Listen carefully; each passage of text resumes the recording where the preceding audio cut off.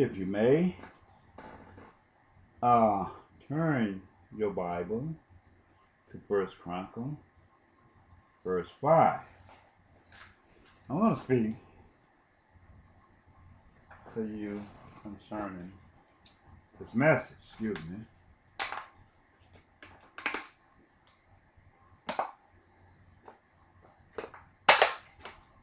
And I'm going to conclude this with this. Now, one thing about it, we know that where the crude oil is, it was not given to the United States of America. We know that. We know it was not given to the Gentiles. So what they did was they made themselves friendly with the seed of Abraham. In the same manner that these people made friends with our people.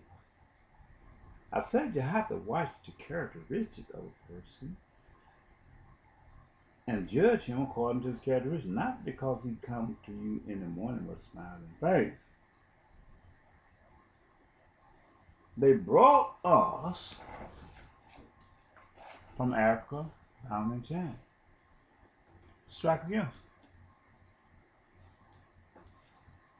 We served the slave.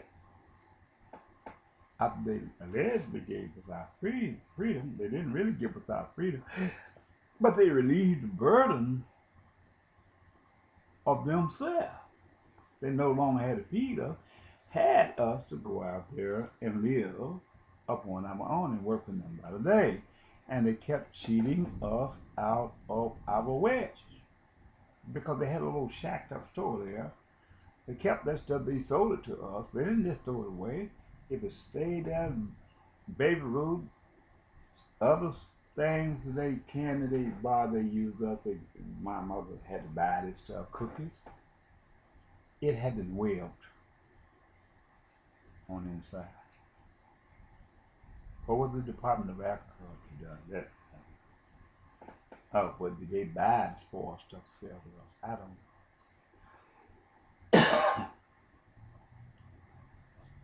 They fixed the bugs, but we would be continued in that. A lot of people couldn't leave because they had to work from the next year to the next end of that year to pay for the debt they owed in the previous year.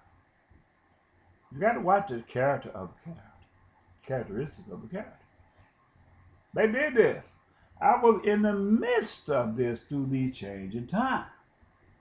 Some of them people had the young farm, and some of them had just a mule in the plain cultivator. I was in the transformation where the technology was going from one place to the other.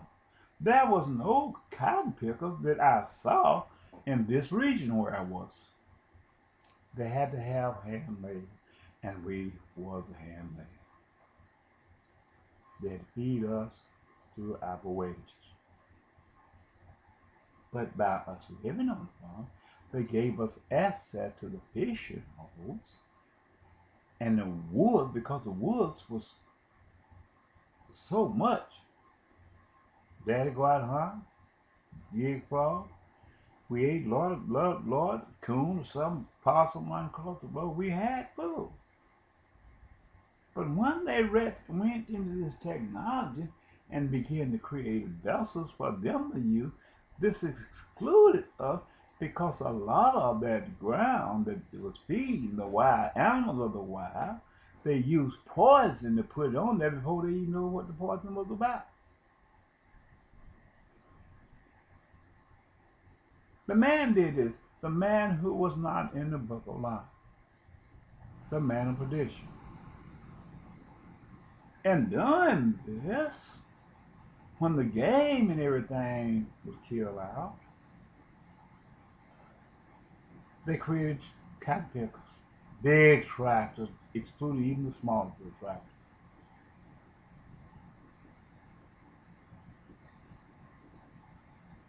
Embracing the works of their own hand, being their tractors, and telling us we need an education. But when we work and get the education, they teach us how to sell drugs to help kill our own people. We became a destructive tool to ourselves. But while we got other people's rich, they used the richness that they gave, they're called dollar bill, with these people. And these people become millionaires and billionaires, but they feeding us lies and delusions through their precept.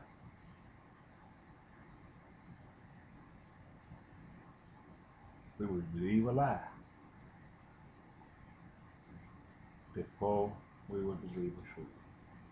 We all went after the richness of the earth.